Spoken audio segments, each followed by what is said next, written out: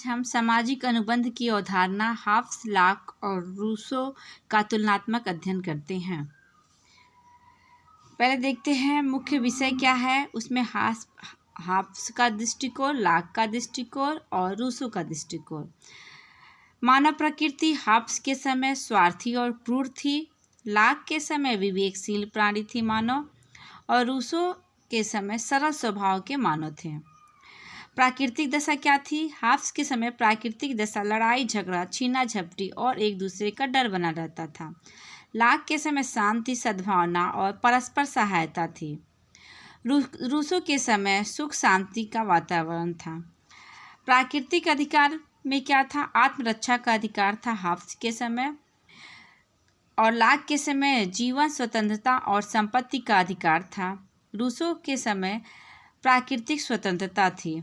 सामाजिक अनुबंध का उद्देश्य क्या था? हाफ्स के समय ऐसे शक्तिशाली प्रभुसत्ताधारी की स्थापना की जाए जो सबको नियंत्रित कर सके और सबकी रक्षा कर सके। लॉक के समय ऐसी सरकार की स्थापना जो व्यक्ति के प्राकृतिक अधिकारों की रक्षा कर सके और नियम तोड़ने वालों को दंड दे सके। रूसो के समय अभाव की स्थिति पैदा होने पर ऐसे नागरिक समाज की स्थापना हो जिसमें श्रम के द्वारा अर्जित संपत्ति की सुरक्षा प्राप्त हो। सामाजिक अनुबंध की प्रकृति क्या थी?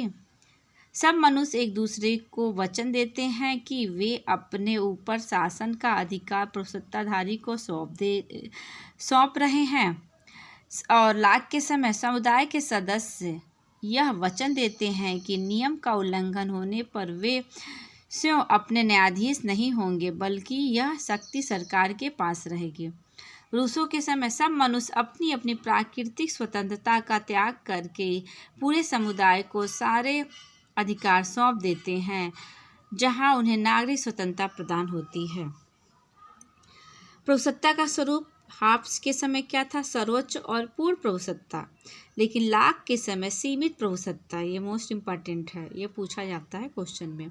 सरकार की शक्ति समुदाय की धरोहर के रूप में थी, और पूर्ण, अविभाज्य और अदेय प्रभुसत्ता आपका रूसो के समय थी। उपर्युक्त राजनीतिक सिद्धांत क्या थे? हाफ्स के समय पूर्ण सत्तावाद विरोध के अधिकार की गुंजाइश नहीं थी। लॉक के समय संविधानवाद क्रांति के अधिकार को मान्यता। लोकप्रिय संप्रभुता विरोध का अधिकार निरर्थक होगा। ये रूसो के समय है।